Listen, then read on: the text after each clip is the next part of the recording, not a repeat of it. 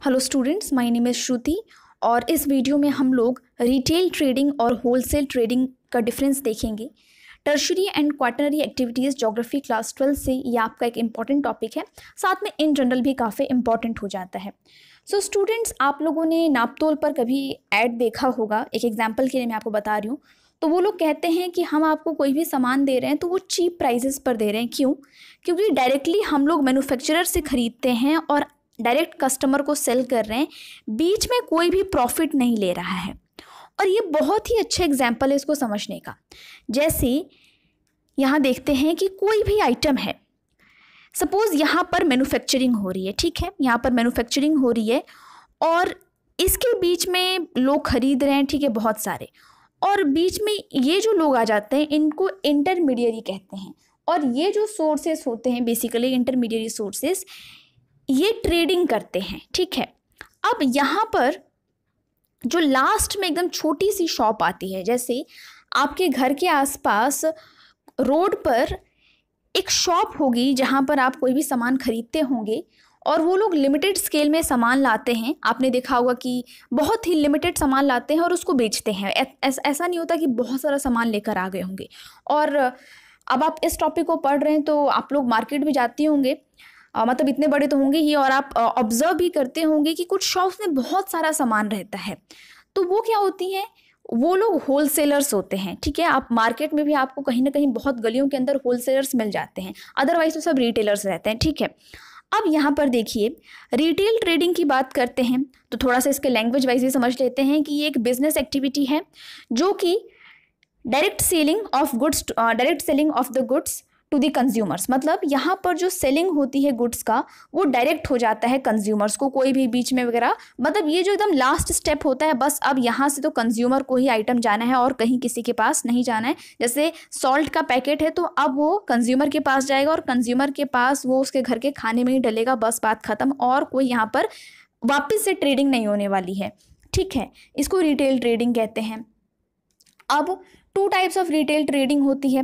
एक होता है आपका फिक्स्ड स्टोर रिटेल ट्रेडिंग, मतलब ये जैसे शॉप्स हैं और बिल्कुल वहीं पर हैं, आप 2 साल बाद जाओ, 3 साल बाद जाओ, वो आपको वो चीज़ वहीं पर मिलेगी, वो दुकान आपको वहीं पर मिलेगी, तो उसको फिक्स्ड स्टोर रिटेल ट्रेडिंग कहते हैं। जैसे वो स्टोर क्या है, वो वहाँ पर फिक्स हो गई है और फिक्स एस्टेब्लिशमेंट्स हैं और स्टोर्स हैं, बस, ठीक है।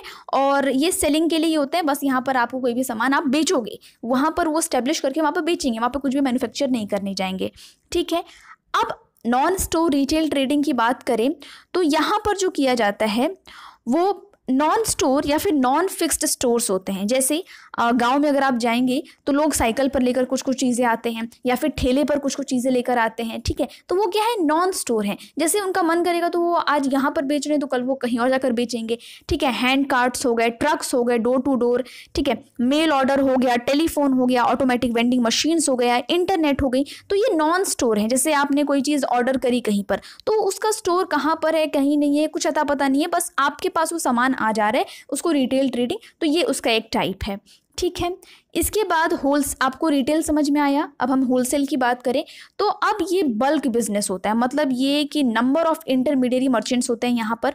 होलसेल ट्रेडिंग का मतलब क्या होता है कि थोक में बहुत सारा सामान यहाँ पर बेचा जाता है, होलसेल ट्रेडिंग यहाँ पर करी जाती है, ठीक है। सप्लाई हाउसेस होते हैं जहाँ पर आप देखेंगे तो यहाँ पर चीज़ें इतनी चीप मिलती हैं कि यहाँ पर आपको कोई चीज़ जैसे इतनी चीप है तो वो आगे बढ़ते बढ़ते उसका प्राइस बढ़ जाता है। अगर आप बिजनेस वगैरह पढ़ेंगे, इकोनॉमिक्स पढ़ेंगे, तो उसमें आपको नजर आएगा, समझ में आएगा कि किसी चीज़ की वैल्यू कितनी होती है और प्रॉफिट रखते रखते, जो कि बिल्कुल लीगल है, और वो चीज़ की प्राइस कितनी ज़्यादा बढ़ जाती है कंज्यूमर के पास पहुंचने के टाइम, ठीक है। तो ये रिटेल स्टोर्स यहाँ पर बाकी पार्टिसिपेट नहीं करते हैं, बाकी होलसेल ट्रेडिंग में बहुत ज़्यादा किया जाता है और इसमें प्रॉफिट भी बहुत होता है।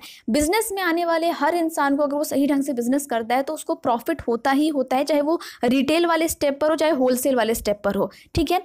अब ये सारे जो स्टोर्स होते हैं ये डायरेक्टली मैन्युफैक्चरर से अब खरीद लेते हैं, तो मैन्युफैक्चरर्स आपके होलसेलर्स नहीं होते, ठीक है। ये मैन्युफैक्चरर से खरीदते हैं सामान, खूब ज़्यादा स्टोर कर लेते हैं, इनके पास कैपिटल बहुत सारा होता है, और फिर ये लोग धीरे धीरे इसको रिटेल शॉप, जो रिटेलर्स आते हैं उनको ये लोग बेचते हैं। कभी कभी कोई कस्टमर आ जाए तो उनको भी बेच देते हैं, ठीक है। लेकिन ये एक्सेसिबल उतने ज़्यादा नहीं होते जितने रिटेल शॉप्स होती हैं, ठीक है। तो मोस्ट जो रिटेल स्टोर्स हैं ये इंटरमीडिएट सोर्सेस होते हैं, इनसे ही ये लोग सामान खरीदते हैं। और कई बार जो रिटेलर्स होते हैं, जैसे ये जो होलसेलर्स हैं, उनको इस मतलब इतना क्रेडिट दे देते हैं, इतना मतलब जैसे आप हमारे यहाँ से सामान खरीदो, उनको बेचो, और फिर आपको जो प्रॉफिट मिलेगा आप उससे प्रॉफिट से ही हमारा चुका देना। तो वो चीज़ करते करते ही इनको इतने क्रेडिट से ही लोगों बिजनेस करते हैं कि इन लोगों को अपने पैसे लगाने ही नहीं पड़ते और होलसेलर के कैपिटल पर ही बिजनेस पूरा करते हैं रिटेलर्स। तो बेसिकली यहाँ पर कैपिटल का ही मतलब है, होलसेलर के पास कैपिटल है तो बहुत सारा सामान खरीद लेता है, उनको भी फायदा होता है और उन लोगों को भी फायदा होता है, रिटेलर्स को भी। तो ये था आपका होलसेल और रिटेलिंग का। होपफुली आपको समझ में आया है। Thank you so much for watching.